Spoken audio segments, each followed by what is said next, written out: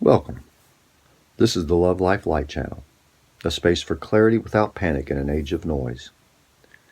Here, we slow things down, not to escape reality, but to see it more clearly. Let's begin. Light. Seeing reality clearly in an age of noise. Most people assume the problem today is disagreement. Too many opinions, too many arguments, too many competing visions of the good life. But disagreement is not the deepest problem. The deeper problem is that we no longer agree on how to see. We live in an age saturated with information and starved for perception. We have unprecedented access to facts and still struggle to recognize what matters. We can explain almost everything and understand almost nothing. This channel exists for people who sense something has gone subtly but profoundly wrong. Not morally first, perceptually. Tonight we are not talking about love. We are not talking about meaning. We are talking about light. Not light as sentiment, not light as optimism, but light as the condition that makes anything visible at all. Because before we can choose well, before we can love rightly, before life can take on coherence, we must learn to see. We have been trained to believe that clarity comes from accumulation, more reading, more podcasts, more data, more perspectives. If we just gather enough information, we assume the fog will lift. But the evidence suggests otherwise. Anxiety has not decreased with access to information. Wisdom has not scaled with connectivity. Meaning has not improved with choice. In fact, the opposite seems to be happening. The more information we have, the less confident we become in our judgments. The more perspectives we encounter, the less stable our convictions feel. The more explanations we possess, the harder it becomes to live. So something is off. Not in the quantity of information, but in the quality of seeing. The problem is not a lack of information. The problem is misaligned perception. Information does not produce vision. It only feeds whatever vision already exists. And when the way we are seeing is distorted, more input does not heal it, it deepens it. When we hear the word light, we instinctively treat it as a metaphor. Light as knowledge, light as truth, light as enlightenment. But light is more basic than any of these. Light is not an idea. Light is not an argument. It is not a conclusion. Light is what makes seeing possible. You can have perfect eyesight and still see nothing in darkness. The eye does not generate light. It receives it. That changes everything. It means clarity is not manufactured from within. It is received. And this corrects one of today's deepest assumptions, that meaning originates inside the self. We are told to find our truth, to look inward, to treat the self as the final authority. But perception does not work that way. The self is not the source of light. It is a lens, and lenses require illumination. If light is what makes reality visible, why do we resist it? Because light does something uncomfortable. Light reveals before it reassures. It exposes before it affirms. It clarifies before it comforts.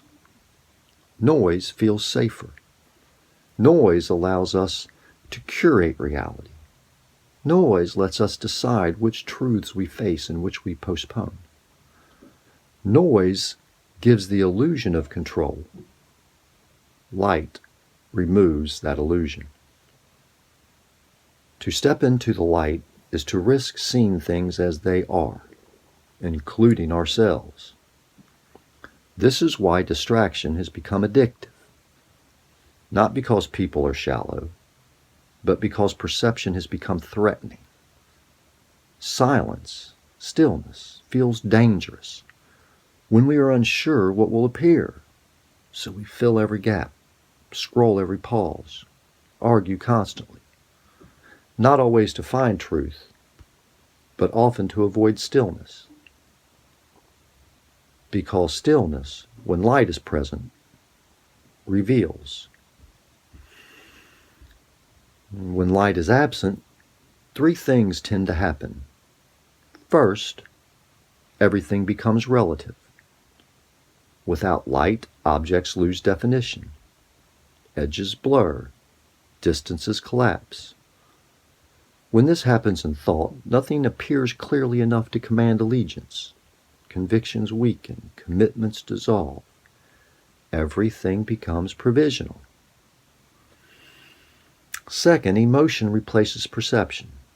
When we cannot see clearly, we feel our way forward. But feelings are not instruments of vision. They respond to participation. They do not generate it. When feelings lead, clarity follows mood. Third, anxiety becomes structural. Not occasional anxiety, not situational worry, but a low-grade ambient unease, that sense that something is off, but never quite identifiable. That is what it feels like when perception is unstable. Here is a distinction most people miss. Light is not the same thing as truth. Truth is what is. Light is what allows what is to be seen. You can be surrounded by truth and still fail to perceive it. This is why arguments alone rarely convert. You can win a debate and lose the person. You can prove a point and deepen resistance. Light does not coerce assent. It invites recognition. And genuine clarity often arrives quietly, not through force, not through volume, but through alignment.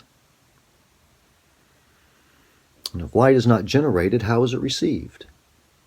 Not through intensity, not through urgency, not through outrage.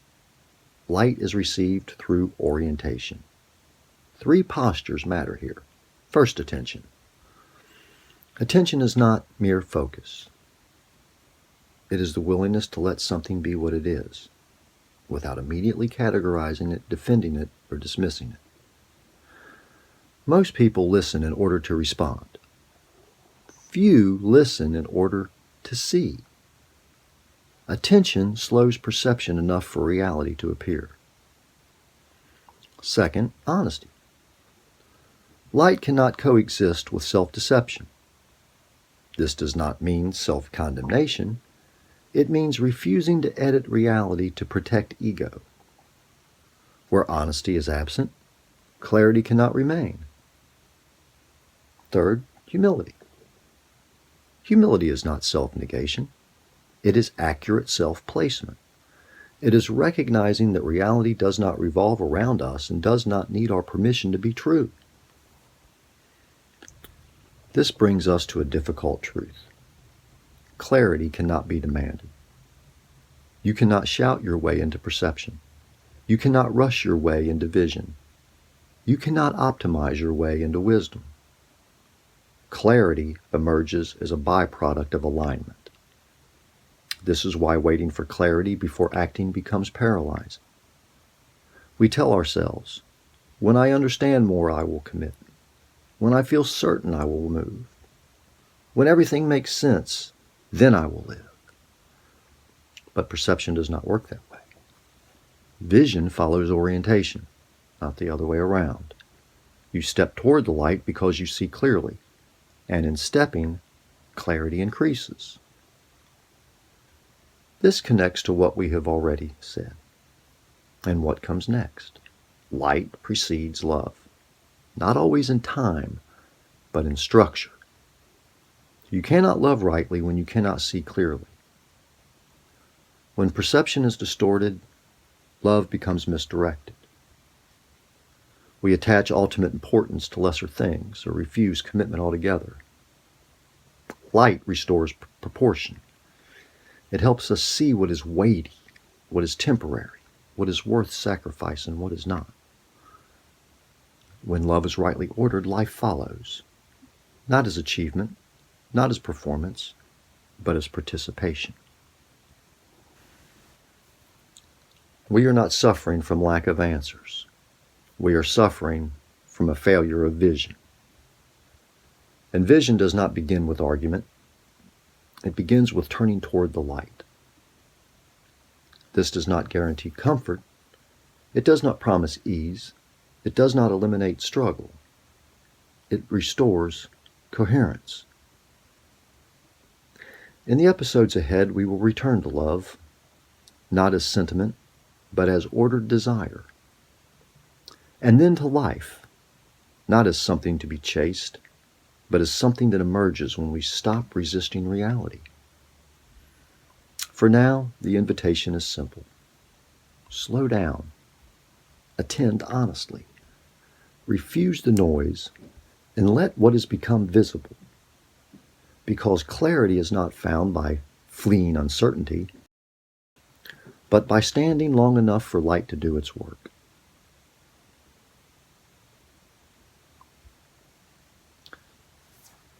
Thank you for taking the time to think carefully. If this has helped you bring clarity, take it with you and let it shape how you see, speak, and act. Until next time, remain steady.